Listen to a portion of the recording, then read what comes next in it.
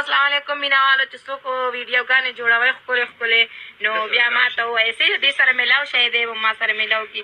وګورئ جنګ جګړې مې نه وي خوښې ښه ښکلې ښکلې ویډیوګانې صحیح شوه او دې سره بیا تاسو رابطه وکړئ.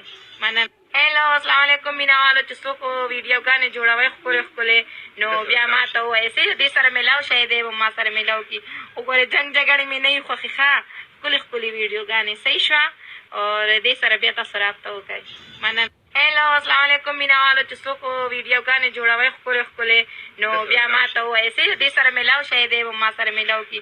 وګورئ جنګ جګړې مې نه وي خوښې. السلام علیکم ملګرو، زه یم ستاسو ورور ستاسو ملګری جنید خان په جنید خان افیشل چینل کې درله هرکلی وایم. تاسو چې دا کومه ویډیو وکړه دا جی پلوشه یو پښتنه جنۍ ده. تاسو له په دې سکرین باندې دا پروفایل زه هم ښیم، ویډیوز هم درله ښیم، په دې خلکو چې کوم کمنټس کړي دا هم درله ښیم. ټول نه پهله خو درله دا وایم چې دا یو پښتنه جنۍ ده، د پښتني سیمې سره تعلق لري. ادې یو بله ویډیو ما کتلې وه، هغې پسې اوس ډېر زیات وګرځېدم خو پیدا مې نه کړه په ټیک ټاک باندې.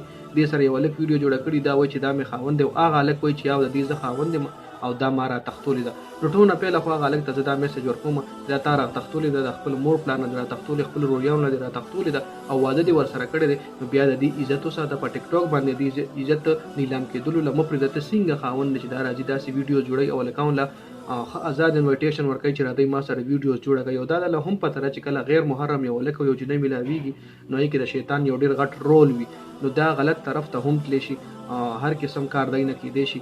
نو ټول نه پهله خو دا میسج ما دغې هلک ته ورکړو چې کوم د دې خاوند دی چې پلیز دا کور کې وساته او دا ټیک ټاک دې ان انسټال کړه. دې له د ټیک ټاک ضرورت نشته، خو بیا هم که چېرې تاسو چیپ پبلیسټي غواړئ نو بیا به ستاسو د داود شاه او د علي شاه غوندې کاري خلک په در پسې کنځل کوي. عزت په مو نه وي چې کوم خوا دی هلته مو خلک کنځل به درله کوي. څنګه درله په دې کمنټس کې کوي نو کېدای شي سبا په لار روان یې څوک درله په مخامخ هم کنځلي کوي، نو څومره بده خبره ده. او بل پښتنو چې نه کوله پکار څه دي چې دی راځي په ټیک ټاک باندې داسې ویډیو جوړوي، بل دې مخ کولو پرېښی وي لږ غونډې مخ پټ کړی یم ښکاري یا نه ښکاري.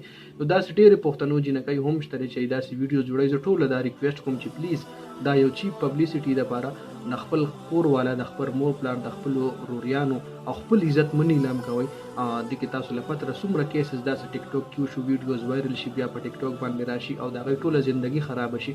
نو پښتانه خو ډېر په یو په عزت کې وخت تېروي، که سړی دي او ښځې دي او بیا نارینه ایله خو بیخي نه دي په کار چې لکه هغوی خپل زنانه له داسې ټیک ټاک کې موبایلو کې انسټال کړي او له ټیک ټاک کې پرېږدي، صرف د عام استعمال لپاره هم نه دي په کار چې څوک ټیک ټاک یوز کړي. ځکه دا یو فتنه ده. تاسو ګورئ ډېر خلک پکې بې نقابه شو، ډېر خلک پکې بې پردې شو، د ډېرو خلکو پکې عزتونه لاړه، خو بیا هم ډېر خلک او کېدای شي ټوپک مار چې کوم روسټر دی د پښتو هغه هم په دې جنۍ پسې ویډیو جوړه کړي. ځکه د هغه په پیج باندې بېګا ما کتلي وو چې هغوی ویډیو پرې روانه ده.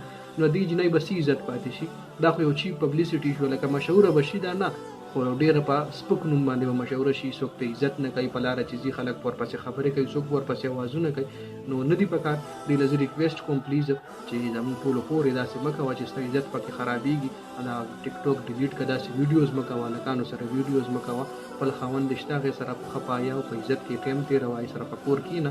داسې مه کوه چې هر کس راځي په تا لاس اوچتوي، هر کس راځي تا سره غلطې خبرې کوي. لکه دې تاسو له وګورئ دا کمنټ تاسو وکتئ، څومره ډېرو خلکو له کنځلې کړي دي، څومره ډېرو خلکو یو صحیح کمنټ هم پکې نشته. نو دا یو شاړ غوندې پیغام دغې جنۍ له هم ما ورکولو او د دغې هلک ته هم ما پیغام ورکړو د چا دا ښځه ده.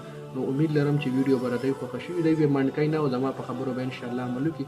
نو د ویډیو کتلو ډېره زیاته مهرباني. امید لرم ویډیو د ستاسو خوښه شوي وي. ویډیو لایک کړئ، جنید خان افیشل چینل سبسکرایب کړئ او کمنټ کې موږ سره خپله رایه ضرور پیش کړئ. والسلام.